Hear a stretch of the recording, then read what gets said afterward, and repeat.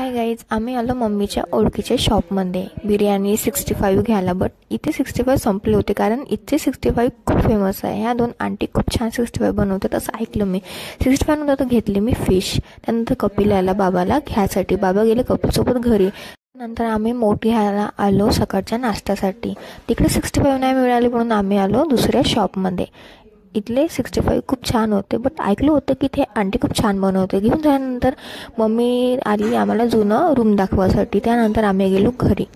घरी गेल्यानंतर थोडा वेळ झाल्यानंतर आम्ही सगळे बसलो जेवायला. जेवण खूप छान झालं. मला फिश खूप आवडली.